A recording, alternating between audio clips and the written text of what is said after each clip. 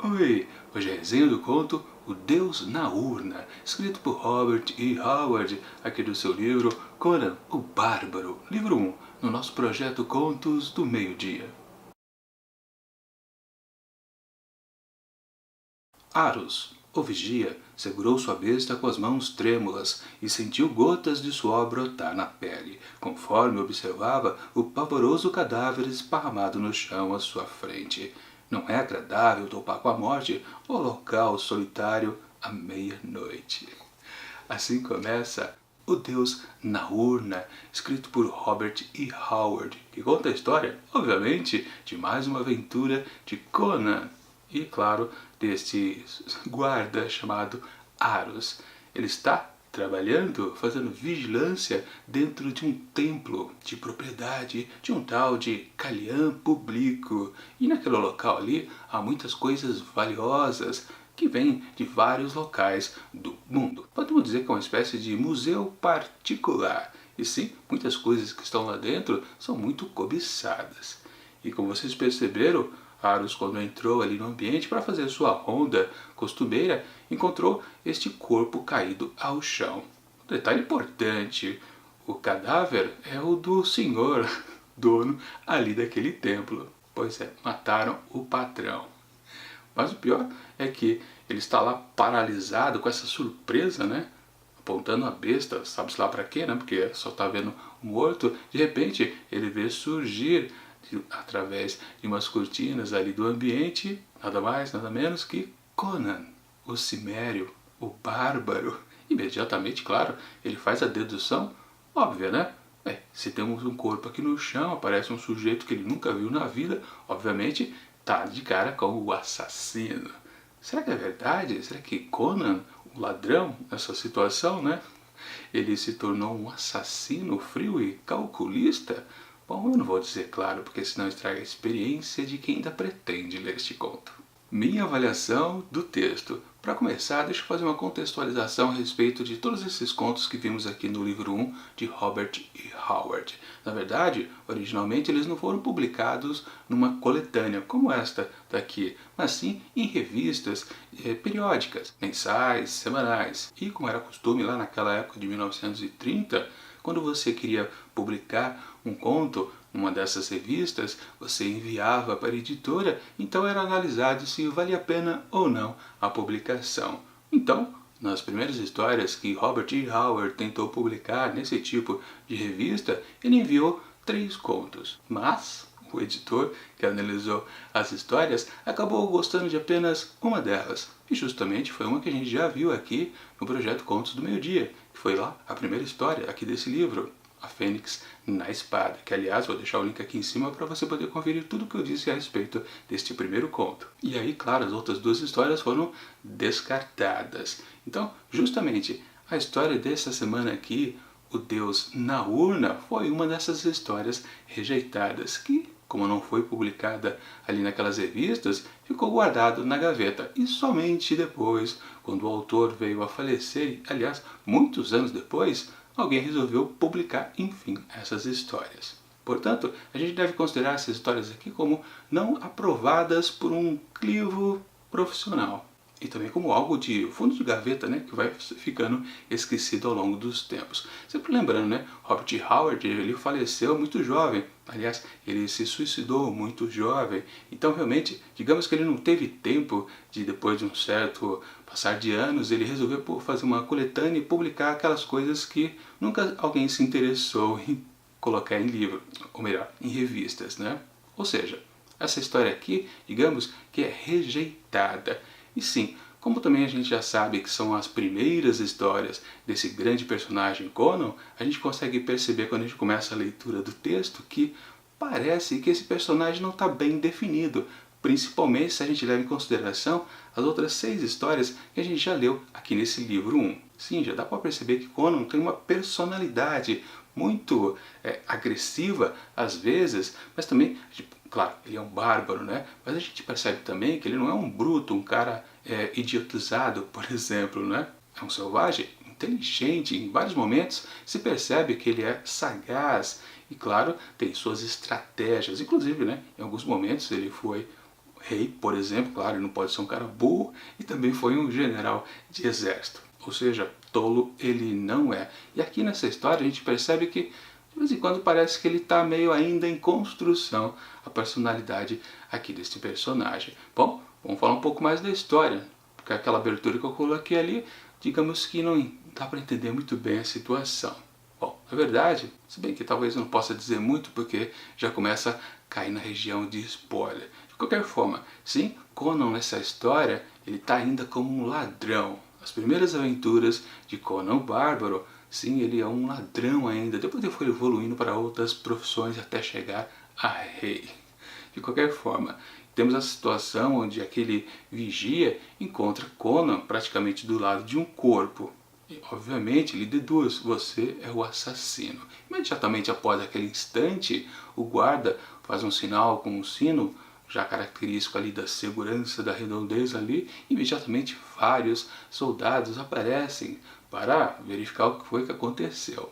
E entre a guarda ali aparecem dois personagens importantes ali para a história. Um chamado Demétrios e o outro Dionos. E justamente o Demétrio é o de mais alta patente e o Dionos é o cara mais ativo. E a gente pode até simplificar dizendo que é aquela tipo dupla de policial, né? O policial bom e o policial mau.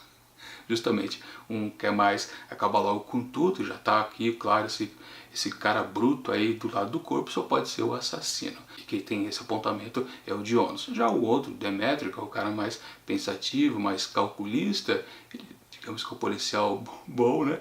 E quer verificar se realmente o Conan foi que matou lá o dono ali daquele templo.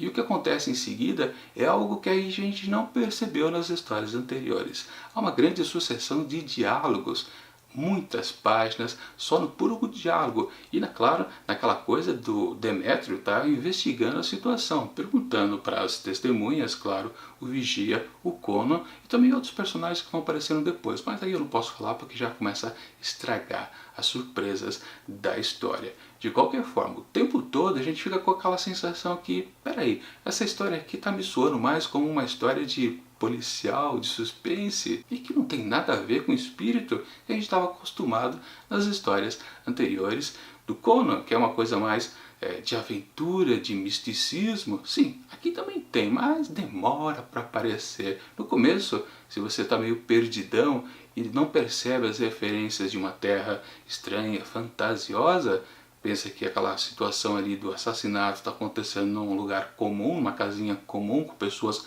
normais, você pode até pensar, peraí, isso está parecendo uma história, por exemplo, de Agatha Christie. Sim, porque está vendo uma investigação policial a respeito de um crime misterioso que ninguém sabe como se procedeu aquela situação. É tipo aquela coisa, né? Poxa, será que eu estou no livro certo? Não era para encontrar outra história aqui do Conan, o Bárbaro? Porque justamente Conan, é o que eu digo, que a personalidade dele ainda não está bem definida. Quase todo o texto ele está parado, literalmente parado, como se fosse uma estátua. No máximo ele está com a mão apoiada na espada e no outro instante ele está com a espada em riste, esperando a reação dos guardas que estão querendo prender ele. Sim, literalmente o Conan está parado em cena. É algo bizarro até. Nem parece que ele é um protagonista de história. Quem parece protagonizar realmente esse texto aqui é mais o Demétrio, o investigador ali. Algo bem estranho mesmo.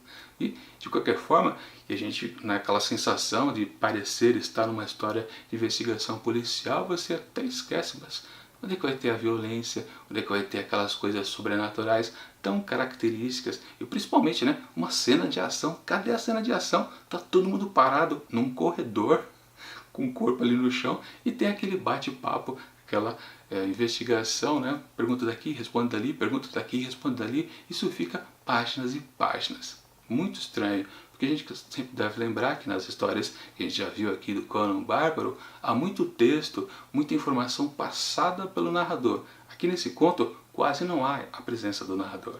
Ou seja, na verdade é fácil perceber se, claro, quando o editor lá das revistas ele recebeu os 3 contos do Robert E. Howard, ele leu, por exemplo, A Fênix na Espada, que é uma boa história, e ele depois topa com essa, ele fala, meu, essa aqui não dá para provar, sendo que essa aqui é muito boa. Claro, a outra história provavelmente ela estará publicada no livro 2 aqui dessa coleção da Pipoca e Nanquim a respeito das histórias do Conan. Mas isso a gente vai ver em alguns meses daqui para frente. De qualquer forma, sim, dá para entender porque essa história foi rejeitada. Ela é meio desconexa. Esse é o problema que ela tem. As definições não estão boas e é evidente que você não percebe direito que Conan é um protagonista aqui dessa história. Durante muito tempo você pode pensar, Demétrio é o cara da vez. Mas claro, quando você chega ao final você percebe, peraí, não, acho que não pode ser ele, né? Porque do desenrolar das situações ali, decididamente, ele não pode ser o protagonista aqui dessa história. Aliás, nem o próprio Conan. Quando você vê o finalzinho aqui, você fala, peraí, acabou a história? Quando você vira a página, sim, já entra em outra seção aqui do livro. É uma coisa meio estranha. Aliás, o comportamento do Conan ao final realmente não condiz com o que a gente viu antes. Aliás, antes do final, o Conan já tem uma reação que aí sim entra na cena de ação, de brutalidade, que você fica meio espantado. Por que ele fez aquilo? Quase não tem motivo. Geralmente, quando o Conan parte para a luta, uma boa razão. E a gente não pode esquecer uma coisa, Conan é tido como um bárbaro. Sim, ele é um bárbaro, mas como eu já comentei, ele é um bruto, mas inteligente. Ele não faz coisas sem pensar. Sim, ele age por instinto, mas ele não faz nada de tolo. E o que ele faz aqui realmente não tem muita razão. Meio gratuito, talvez seja a definição certa. Não vou especificar exatamente o que é, porque ainda vale a pena ler essa história, principalmente em comparação com as outras histórias que são boas, e essa aqui realmente não é e foi rejeitada. E algo para fechar com certeza é que a gente precisa lembrar que Conan é um herói, ele não deixa de ser talvez um anti-herói, e com certeza aqui, decididamente, ele não é um herói. E claro, né, eu digo que ele é um herói porque ele foi mais conhecido como um personagem de histórias em quadrinhos lá da editora Marvel. Enfim, dá para entender porque essa história foi rejeitada. Aliás, tem outro defeito também. O título dessa história, O Deus na Urna. Isso é um spoiler enorme que eu não vou nem comentar. Enfim, para. O Deus na Urna, escrito por Robert E. Howard, eu atribuo apenas 3 asteriscos. Tá longe daquelas boas histórias que a gente viu anteriormente.